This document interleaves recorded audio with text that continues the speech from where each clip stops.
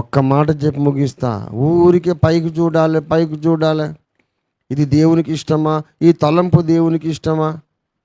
ఈ మాటలు దేవునికి ఇష్టమా? ఈ చర్యలు దేవునికి ఇష్టమా అని ఊరికే చూడమంటే మరి నా ఇష్టం నాకు లేదా సార్?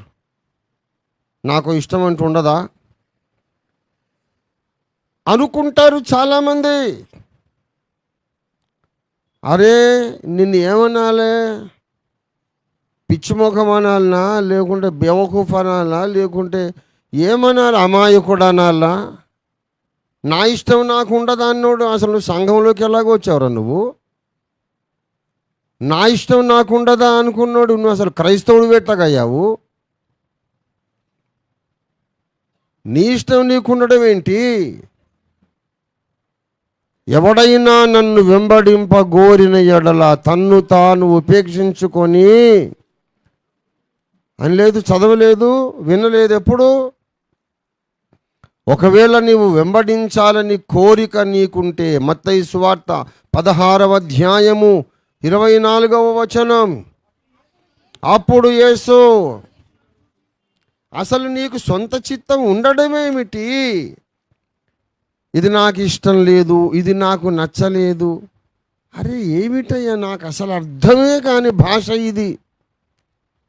క్రైస్తవులు ఎలా మాట్లాడతారు ఈ భాష? నాకు నచ్చలేదు, నాకు ఇష్టం లేదు. ఏంటి అసలు? అంటే నువ్వు ఇంకా చచ్చిపోలేదన్నమాట. నీకు నచ్చలేదు అంటే నువ్వనేవాడు ఒకడు ఉన్నావుగా ఇంకా చచ్చిపోకుండా. నీకు బాప్తిస్మం ఇచ్చి మేము తప్పు చేశాం, నీకు బాప్తిస్మం ఇచ్చి మేము తప్పు చేశాం. బాప్తిస్మం అంటే చచ్చిపోయిన వాడిని పాతి పెట్టడం. నువ్వు నిద్రపోతున్నావు, చచ్చిపోలే. పొరపాటున మేము నువ్వు చచ్చిపోయావు అనుకొని పాతి పెట్టాం బాప్తిస్మంలో. నీకు మెళుకు వచ్చి మళ్ళా లేచి ఊళ్ళోకి వచ్చావు. The old self came back again. We have buried a person who did not die, but he is asleep. అట్లాంటి కేసులు క్రైస్తవ్యంలో చాలామంది ఉన్నారు. క్రైస్తవ సమాజంలో, క్రైస్తవ్యంలో కాదు, క్రైస్తవ సమాజంలో ఉన్నారు. They have been buried while they were sleeping. They woke up again. వాడు లేచారు, మళ్ళీ ఊళ్ళోకి వచ్చాడు. అటువంటి వాడే ఈ భాష మాట్లాడతాడు. నాకు నచ్చలేదుగా, నాకు ఇష్టం లేదుగా అంటే నువ్వెవడివిరా అసలు? నీకు నచ్చడం నచ్చకపోవడం అంటే నువ్వు ఇంకా చచ్చిపోలేదన్నమాట. ఎవడైనా నన్ను వెంబడింపగోరిన ఎడల, ఏమండి కాదు, వెంబడించిన ఎడలనా అన్నాడా? వెంబడించాలనే కోరిక ఉన్న ఎడల యేసయ్యని వెంబడించాలి. ఆయనే నాకు రక్షకుడు, ఆయన అయితేనే నన్ను నరకం నుండి తప్పించగలడు అని నీకు మనసులో ఐడియా వచ్చిన క్షణాన నువ్వేం చేయాలంటే ఆ క్షణముననే నిన్ను నీవు ఉపేక్షించుకోవాలి. తర్వాత నీకంటూ ఒక స్పెషల్ సిలువ ఉంటుంది. బంధువులు వెలివేయడం, ఊరి వాళ్ళు నిన్ను అవహేళన చేయడం, ఎన్నో విధాల నష్టాలు, గాయాలు. ఆ సిలువంతటిని నీ సొంత సిలువ అది ఎత్తుకో, నీ భుజాల మీదకి నీ సిలువ ఎత్తుకో. అప్పుడు యేసు వెనక నడక ప్రారంభించు, యేసుని వెంబడించడం ప్రారంభించు. యేసుని వెంబడిస్తున్నానని ఎన్నో ఏండ్లు నువ్వు భ్రమలో బ్రతికి మళ్ళీ ఇది నాకు నచ్చలేదు, అది నాకు నచ్చలేదు అన్నావంటే నువ్వు ఇంకా యేసుని వెంబడించడం ప్రారంభమే కాలేదు. ఇంకా నువ్వు యేసుని వెంబడించేది మొదలే పెట్టలేదు. ఎంత భ్రమలో బ్రతుకుతున్నారు. ముందు చచ్చిపోండి, మీ స్వచిత్తానికి చావాలి.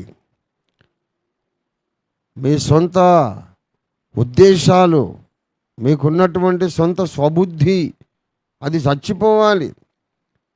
రక్షణ పొందగానే, నీళ్లలో నుండి ఒడ్డుకు రాగానే మొట్టమొదటి మూల పాఠం ఏంటంటే నీ స్వబుద్ధిని ఆధారము చేసుకొనక నీ ప్రవర్తన అంతటి యందు ఆయన అధికారమునకు ఒప్పుకొనుము. రక్షణ పొందేసామంటారు, బాప్తిస్మాలు అయిపోయినాయి అంటారు, కానీ ఇంకా స్వబుద్ధిని మాత్రము వదులుకోరు. నేను అనుకున్నది, నాకు నచ్చింది, నేను ఇట్లాగే ఉంటా. There are so many dead Christians. Leonard Ravenhill గారు ఉజ్జీవం ఆగిపోతుంది ఎందుకు అనే గ్రంథంలో ఒక టెరిఫిక్ స్టేట్మెంట్ చేశారు. అది చదివి ఏడ్చా నేను. There are too many dead preachers preaching dead sermons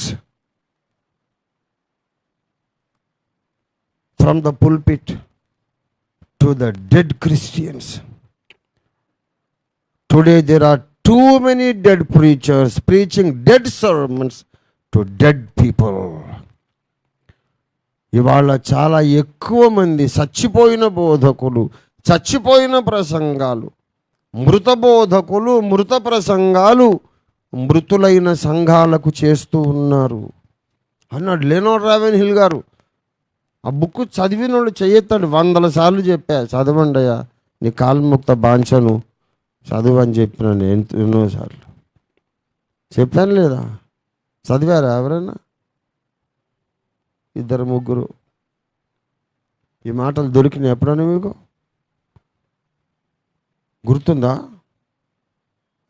పెద్ద డైనమైట్, హైడ్రోజన్ బాంబ్ అది. డైనమైట్ కాదు, హైడ్రోజన్ బాంబ్ అది. ఆ బుక్ చదవాలి, చదివి తీరాలి. అప్పుడు అర్థమవుతుంది మీకు అసలు క్రైస్తవ్యం అంటే ఏంటో. మీ జీవితం ఇంతకు ముందున్నట్టుగా ఉండదు, గ్యారంటీ నేను రాసిస్తాను.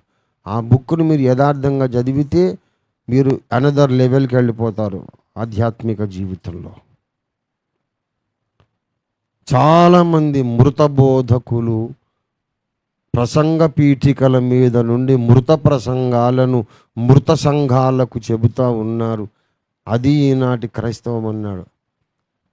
అది చదివి బుక్ బోర్లించేసి మోకరించి ఏడ్చాను నేను. దీని కొరక యేసయ్యా నువ్వు రక్తము కార్చావు సిలువలో, ఎందుకని విశ్వసింహాసనం వదిలేసి వచ్చావు? ఇది ఆ ఫలితం. నీ సిలువ యాగమునకు నీవు చేసిన త్యాగానికి ఇది ఆ ఫలితం. ప్రియ దేవుని బిడ్డలారా, మనం ఎక్కడున్నాం? క్రీస్తుని వెంబడిస్తున్నామా? ఇంకా స్వచిత్తాన్ని వెంబడిస్తున్నామా? స్వబుద్ధిని ఆధారం చేసుకున్నామా? ప్రతి విషయంలో ఇది ఆయనకి ఇష్టమా కాదా అని ఆలోచిస్తున్నామా? లేకపోతే నాకు ఇష్టము కాదని ఆలోచిస్తున్నామా? లోకస్తులకు నీకు ఏం తేడా? నీ ఇష్టము, నీ ప్రిఫరెన్సులు, నీ సుఖము అన్నీ కలిపి మూటగట్టి దిబ్బలో కొట్టు బాబు. All that is trash. Very soon you will leave this world and go stand before the judgment seat of Christ. నా మేనల్లుడు